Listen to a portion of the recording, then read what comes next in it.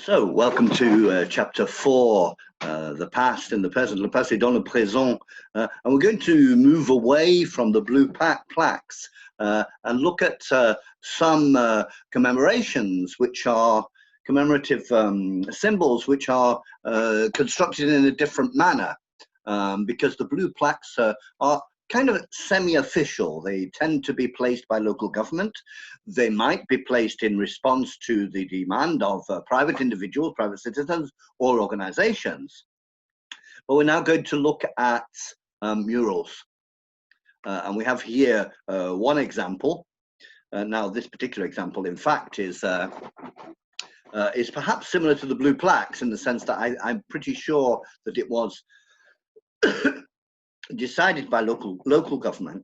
And notice that local government can be very varied. When you have a conservative national government, that there are still many dozens of local governments which are led by other parties, generally the Labour Party. And this particular example we have is a mural, and it's a mural called the Battle of Cable Street 1936, and it's in East London.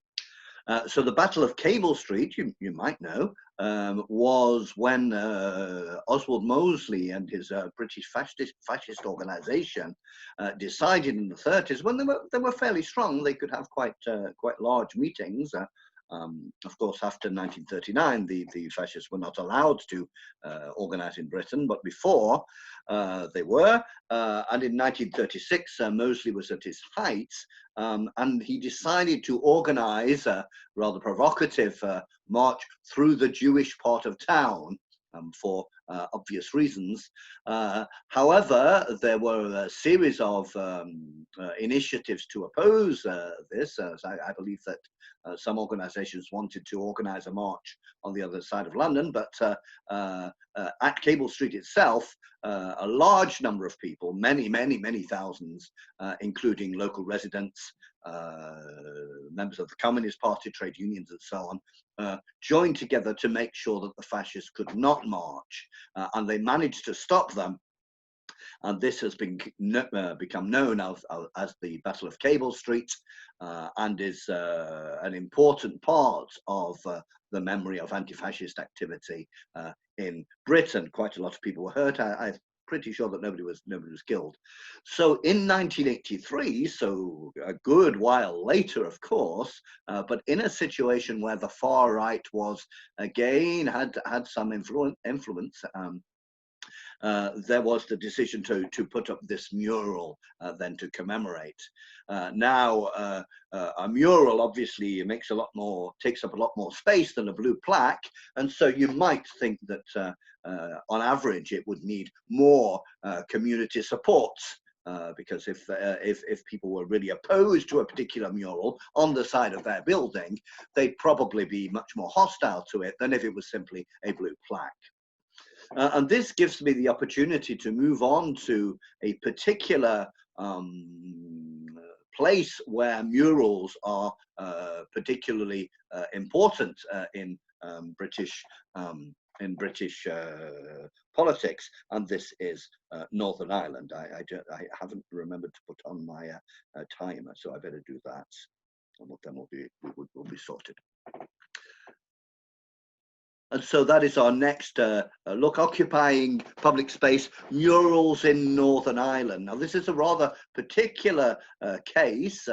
Across Britain, you might find murals, often, of course, not political and not particularly connected to history. But in Northern Ireland, murals have become a particularly important element. And this allows us to reflect on this idea that when you have a statue or a plaque or a mural or anything else which brings the past into the present for a reason, you always have to think who decided, who built it, who made the decision of what to put there, because different kinds of commemoration symbol may be decided in different ways. But this gives me an opportunity, seeing that one of the themes of the semester is to revise your British history. This gives me an opportunity to revise some dates of the whole story of Northern Ireland, which if any set of events represented the past and the present, it's got to be Northern Ireland. We might come back to that. So here you have a few key events in Northern Ireland. When Home Rule was voted in by Westminster but suspended. The Easter Rising, in fact in Dublin, you know, in Ireland, so it's the story of Ireland as well.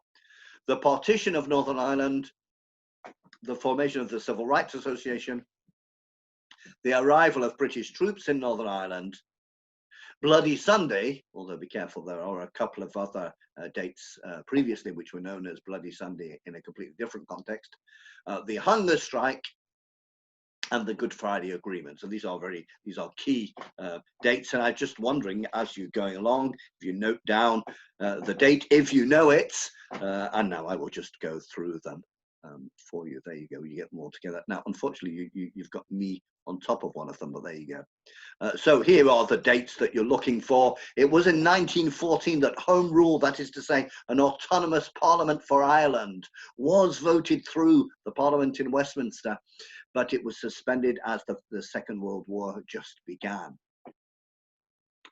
The Easter Rising in 1916, tremendously important, when a section of the nationalists, those people who wanted independence from Britain, said, now is the time, the British army is in France.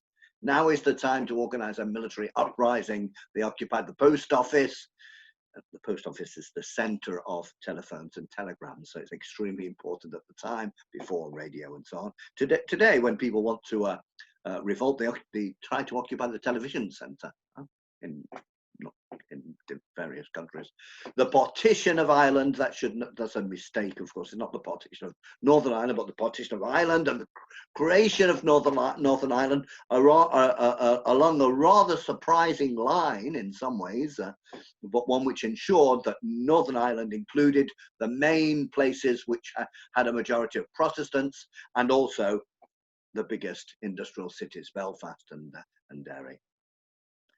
It's in 1967 that the Civil Rights Association was formed to defend equal rights for Catholics, and taking its name from an inspiration from the Black movement in the United States. And 2 years later, when the British troops are sent to Northern Ireland, initially welcomed by Catholics, but rapidly considered to be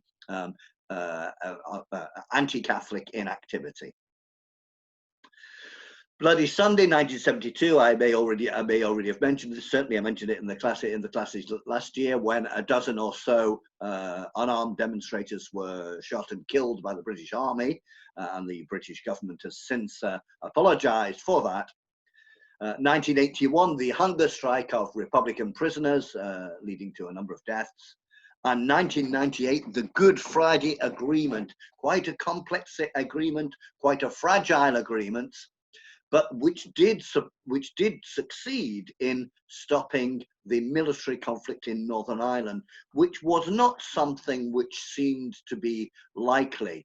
And there's a lot of questions historians still ask about why it was possible to stop the military conflict in 1998, when a rather similar agreement in the mid-1970s, the Sunningdale Agreement, was not successful. And there is a whole load of a whole number of ideas about why that might be.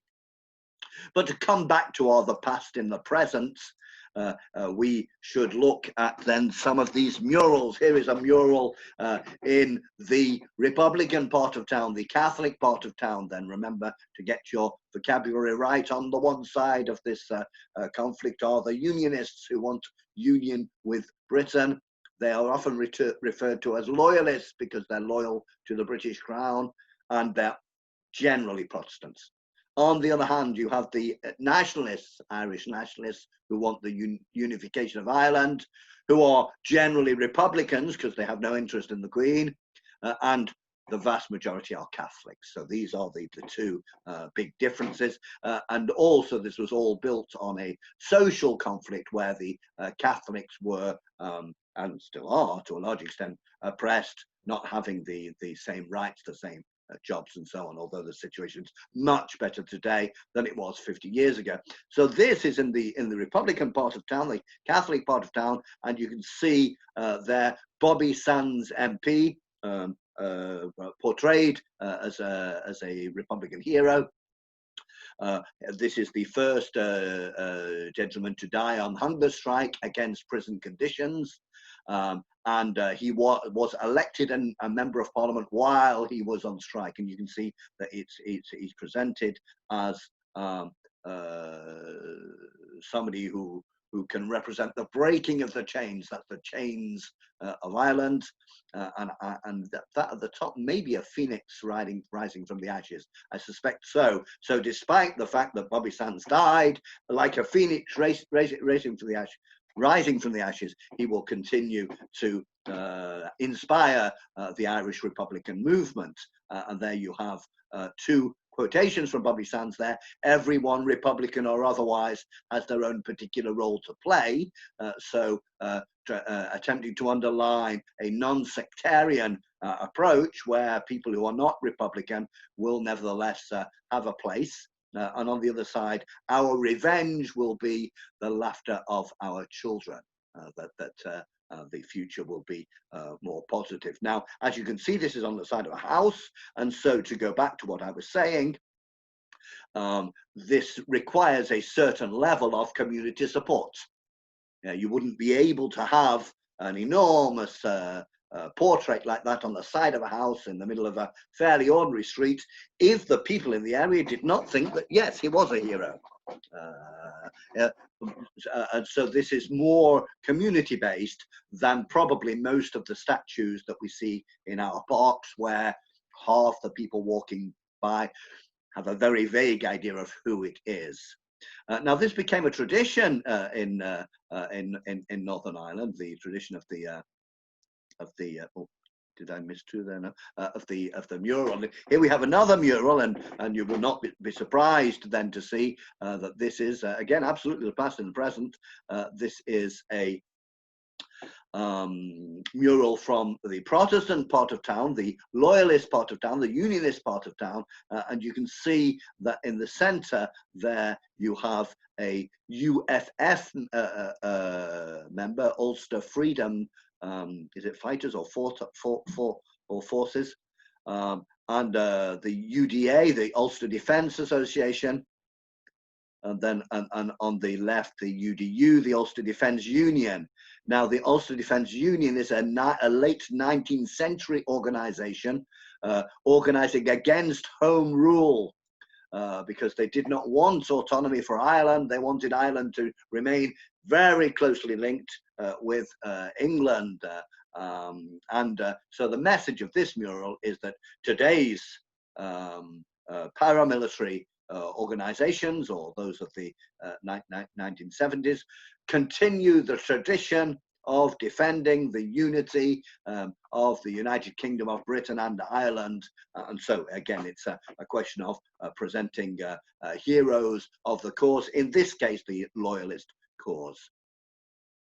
Another Loyalist one here, this is Oliver Cromwell. So you see we're very much stuck with the past and the present here. Oliver Cromwell, then, born in, we've got his dates, his exact late dates, born in 1599 and died in 1651. This Oliver Cromwell is, of course, one of the leaders of the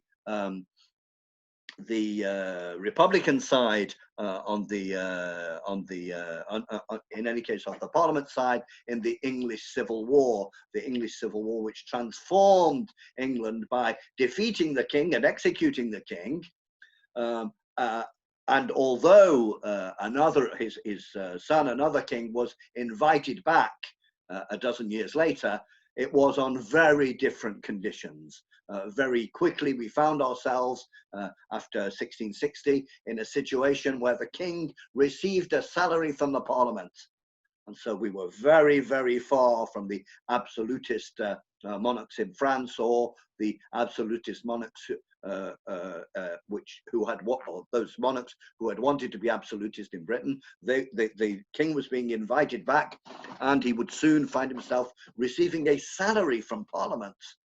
and also having his power limited in a whole number of other ways. No right to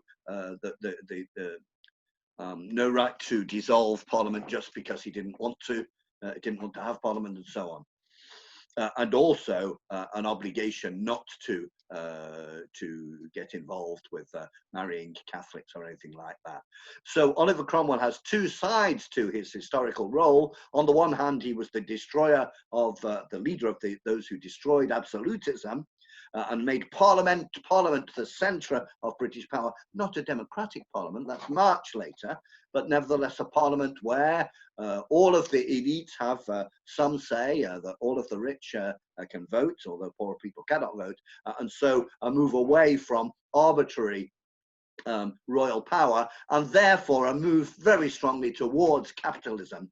Because the commercial classes wanted fixed laws which did not change from day to day because the king had changed his favourites, that the way that they could build up the biggest commercial empire in the world was by having rules that they could trust because they wouldn't change from day to day. But the other side of Cromwell, from the point of view of the Irish, is that once Protestant power was stabilised in England, one of Cromwell's priorities was to go and domesticate Ireland. Ireland, remaining a Catholic country, was considered not completely unreasonable as a potential enemy, that it might be that the Irish would ally with the Spanish Catholic king and there'd be an invasion of England. This was perfectly possible, and also Oliver Cromwell and his people considered the Catholics to be absolutely inferior in religion and culture, and believed that they were inspired by God to go and sort them out. And they came to Ireland. Oliver Cromwell came with his army to Ireland. Terrible massacres, and from an economic point of view, the percentage of the land in Ireland which was owned by Catholics fell extremely rapidly as Cromwell took the land and gave it to his soldiers, who became, for many of them, a new landlord class. So that's the story of the past, and here this is presented as a glorious story, that, thank goodness, that Oliver Cromwell put the Catholics down, and pushed away any risk of the whole of Britain becoming Catholic again.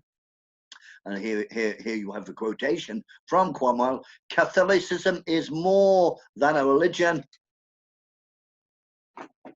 It is a political power. Therefore, I'm led to believe that there will be no peace in Ireland until the Catholic Church is crushed." Now, of course, today, having on the side of a house in a divided city this quotation is supposed to be extremely provocative. And even today, sadly, if you walk around Belfast, you can see graffiti, K-A-T, kill all Tags, kill all Catholics. And this also became a whole tradition of murals in Northern Ireland, and this one is also a Protestant loyalist one, celebrating King William II. So this is after Cromwell in 1690, and when there was another attempt from a Catholic claimant on the king on the throne of England, trying to bring England and Britain back into the realm of Catholicism. And King William II, sorry, the third. Yeah, sorry about the King William III was victorious at the Battle of the Boyne, and that was the last chance which a Catholic king had to become king of Britain, and in fact the king of the United Kingdom, and was not successful. So this is being celebrated today. Now this is interesting because, of course, in general, battles from 1690, well, we've mostly forgotten them. We might find them in a history book, but here this is very, very present. In fact, even more present, because every year, sometime in July, I'm pretty sure, on the anniversary of the Battle of the Boyne, there are Orange Order marches celebrating the Battle of the Boyne. and these have been the cause of major public disorder, in that they have often been and are often simply racist anti-Catholic marches. One tradition at one point was to march on a high street over above the Catholic parts of town and throw pennies, not in generosity, but as an insult. Today, since the Good Friday Agreement, things have calmed down somewhat, because there had been sometimes people killed at the occasion of these marches. These have calmed down somewhat. There has been the Parades Commission, which has tried to negotiate, and very often there are compromises. For example, yes, you may have the march to celebrate the Battle of Boyne, but you must not go past these Catholic churches. That sort of compromise. But you can see that this is a compromise which is rather fragile, because if you have to organize marches and say, oh yes, which church can they go past, obviously you're still in a situation with very considerable tension.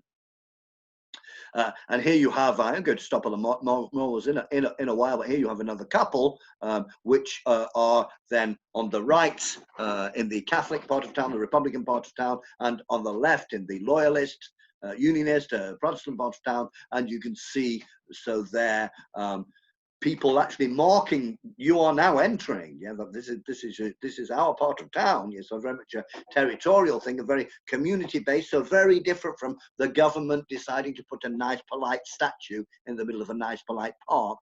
This is the past and the present in a much more raw manner. Now, I'm pretty sure that the original one is the one on the right. It's a very old one. You are now entering Friederi from '68.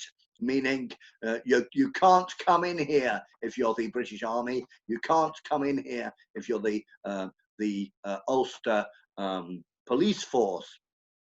It has to, the Royal Ulster Constabulary it was called. It has to be said that the police force in Northern Ireland in the 70s was very much a sectarian force. Certainly, if you were a Catholic in the 70s and you had a problem, you would never phone the police. They might just come and take your sons away, and you might see them a few days later in a very bad in very bad shape. Things are somewhat better now, and indeed the Royal Ulster Constabulary has been replaced by the Northern Ireland Police Force, Police Service, I think. Notice even the name is very symbolic, and they worked quite hard. I'm not quite sure with how much success, but they introduced quotas. What they said after the Good Friday Agreement is fundamentally they said, well, we can't really trust this Protestant anti-Catholic police force to be neutral, so we're going to establish a commission for recruiting new policemen, and they will recruit 50% Protestants, 50% Catholics, and for quite a number of years that was the case. And this is almost the only example I can think of in United Kingdom politics where quotas are used, whereas of course they've been used much more extensively in the United States as a response to racial inequality. One of the interesting things about Northern Ireland then is that although fundamentally the vast majority of Protestants are white and the vast majority of Catholics are white, nevertheless you see all the aspects of everyday racism against the Catholics, where you know, in a job interview, if they see which school you went to and it was a Catholic school, you have much less chance of getting the job.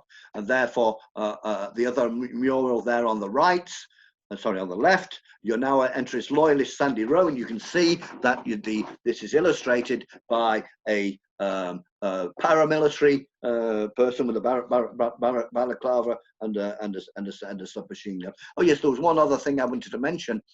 On the right, you can see that this is renewed regularly, but you can see that it's been renewed recently, because you can see that the Catholics, the Republicans, in any case, identify with another struggle elsewhere, that of Catalonia, to gain more autonomy or perhaps even independence from the Spanish state.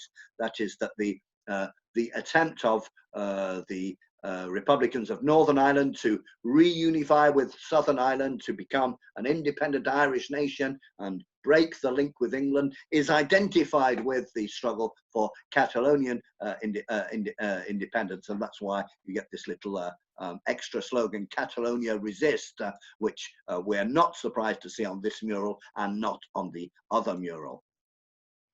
Now, some of these murals could be relatively aggressive, as you can see. You know, the Oliver Cromwell quote with that the Catholic Church must be crushed has to be considered as a fairly aggressive thing, and there has been, since the Good Friday Agreement, along with many other attempts to lower the temperature of community conflict, there have been attempts then to remove some of the murals. And here we have a newspaper article which is in fact from 2006, and it says that paramilitary murals will be replaced under a government-funded scheme to redecorate Northern Ireland's gable ends. A gable end is the side of a house, with more welcoming images. The £3.3 million project is to be administered by the arts councils as a means of helping communities present themselves in a more positive light and develop a shared future, although of course some people are not so happy. So this is the question of then the paramilitary mural.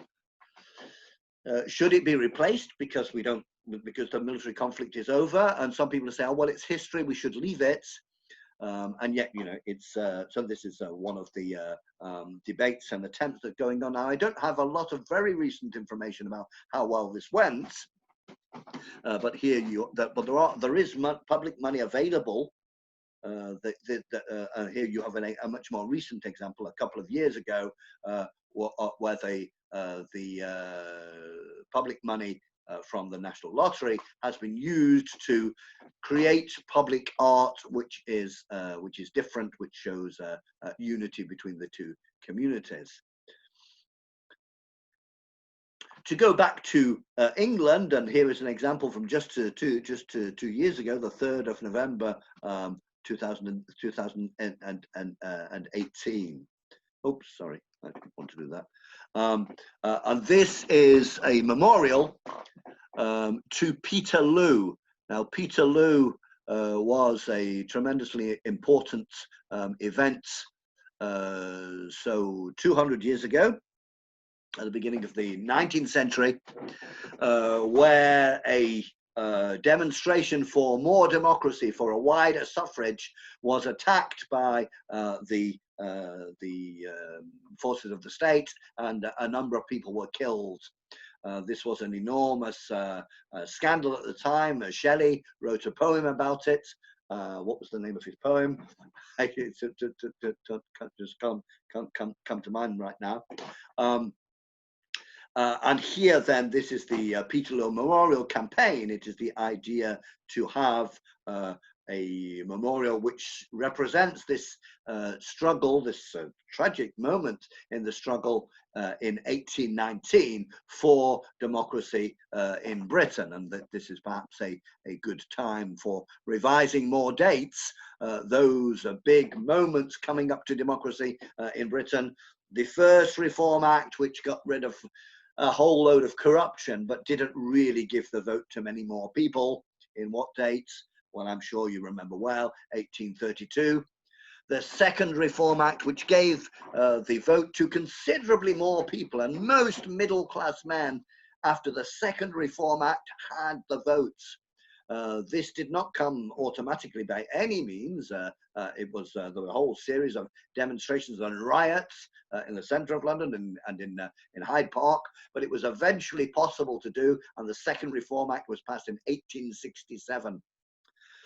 The third Reform Act, which gave the vote to far more people, and most working class men had the vote after the third Reform Act. Only not women didn't have it, not yet, but after the third Reform Act, 3/4 of all men in Britain had the right to vote, and the third Reform Act was in 1884.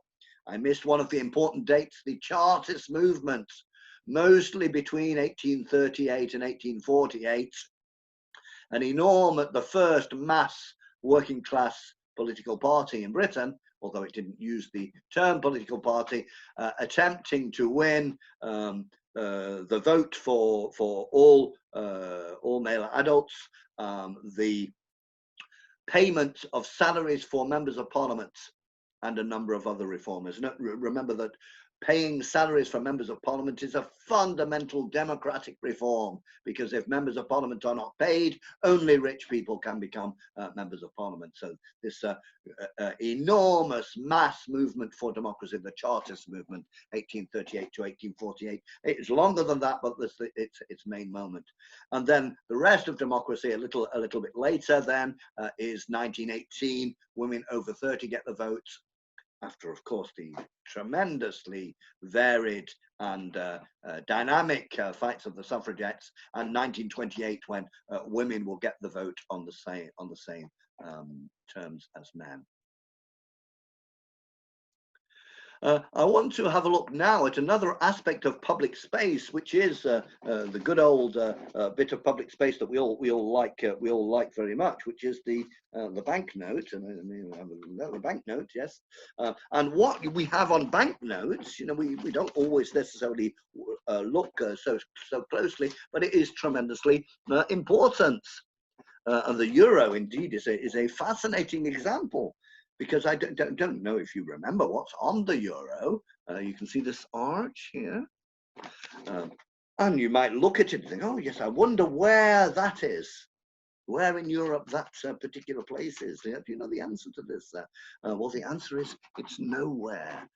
Because they didn't think it was possible to get all the countries to agree on what are the most important monuments of Europe to put on our banknotes. They decided to put abstract, non-existent architectural forms, and so you have on some of the banknotes Romanesque architecture, Gothic architecture, etc. The different kinds of architecture, but there is no specific place marked on, which is absolutely fascinating, yes, because this is the past, this is the big periods of architecture in the past, but when you put them in the present, people say, well, we're not so sure about what is the most important. But this particular article here, which is from a couple of years ago, which was the question of the new £50 notes.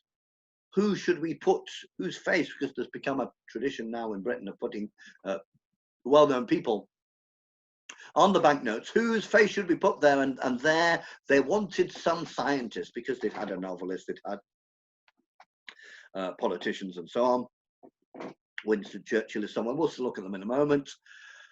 And for a while there was a debate, which scientist is going to represent us? And although Stephen Hawking, who you know who this is, and Alan Turing, who I mentioned about the statue, were two of the candidates, but somebody had proposed Margaret Thatcher, because she was a scientist before she launched a political career. Now, I don't know if she ever had much chance of getting there. Indeed, there the actual article says the Conservative leader is in the last 1,000 contenders. Well, that's a lot of contenders, so I don't know if you got that, but you can see the sort of debate that can go on. Who do we want on our banknotes? What do we want them to represent? Are there political figures who can be said to represent the nation, or do they just represent one particular way of looking at politics, and therefore we don't necessarily want them? Here then are your European banknotes with these different aspects of architecture, which are non-specific. Absolutely fascinating, brilliant solution in my opinion. Those are them. Those are they. Classical architecture, Romanesque architecture, Gothic architecture, and Renaissance architecture, but always abstract. Oh, and we got even more: Baroque, Rococo, iron and glass, modern 20th century. But of course, we're really going to look at what's the word? British, because that's the aim of the exercise. So the banknotes. Well, in 1960. The past was not quite so present. And you can see here in the 1960 series, on one side you got the Queen, okay, and a lot of abstract designs, and on the other side you have mythical representations of the nation. So you have Britannia at the top and in the middle, and then at the bottom you got the British lion. And this is interesting because it seems that at the time, the banknote, they hadn't thought really of any necessity to glorify any particular individual apart from the Queen. And this is fascinating because it's probably true that people are more and more interested in the different heroes and heroines of the past, that people are more interested in history than they used to be. And we find that because once they get moving, they start introducing more people. So here is the follow-up. Here's the next one, 1971 to 82. You got this series of people. Look at them on one side, the Queen, okay, and on the other side, this series of people. But who are they? And I'm going to leave you with that question of who are they, and I will be telling you at the beginning of chapter 5 of the present in the past. Who are these people? See if you can find out.